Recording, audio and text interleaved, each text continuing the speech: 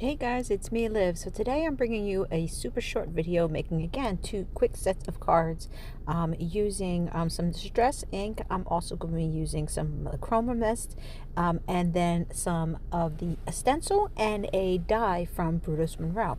So first off, I'm using this stick and stay mat. If you haven't seen it, it is a very cool dynamic. What it is it has a low tacky surface on it so that you can go ahead and keep your paper onto it. It's very easy to clean up.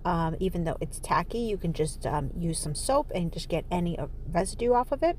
And what it does is it just makes the whole process of using inks or stenciling, if you're doing anything like that, and stamping actually as well, because it will just stay in place.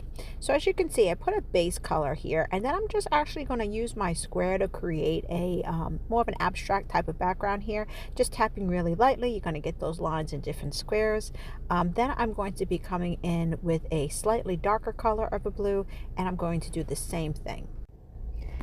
So once I have that all tapped out, I realized I didn't really like the white that was along the edges, so I'm just going to bring the piece together a little bit more by taking out my prize ribbon and just ink all along the outer side of the piece. It just kind of makes the whole piece be more uniformed, I think, when it comes to using blue. And since white was really not a focus, that was one of the reasons I decided to go ahead and do that.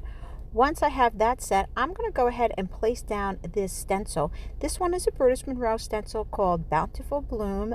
It is a great overall cover stencil. And again, when you're using the sticky mat, it won't move once you go ahead and place it down. And this is one of the newer glazes that they have. It's called Candy Coat. It has both some glitter, some little flick pieces in it, and it's a great color. This is teal. They also have a pink, if you guys have not checked that out. But I am today working with the teal. So I'm just going to go ahead and spread this all over the piece. You really actually don't need tons of it because the way that this is, it is very smooth. And a little bit really does go a long way. So let's reveal the magic now and see what it looks like. Look at that. I just love the way that this piece came out. So it's very easy to pull up from the material that you have here. I'm just trying to be really careful because of all of the glaze on it. So what do you guys think? And when you did that pattern, it almost looks a little metallic-y, doesn't it? Now I'm going to go ahead and do a second card, and this one's going to be super quick. I am again going to use the stencil, but this time I'm taking out my chroma mist spray, and what I'm planning to do here is take the stencil that I've completely drenched with my chroma mist, and I'm going to go ahead and press the paper on top of it. This is going to give like a reverse impression that you're going to see once I'm done. And sometimes I actually usually like the reverse when I do sprays versus what it comes out if I was to spray directly onto the stencil. So now that I've dried it all up, it's time for me to go ahead and move on. I'm going to be taking out one of the Brutus Monroe's heart dies. This cuts out both the outline and the image in the middle.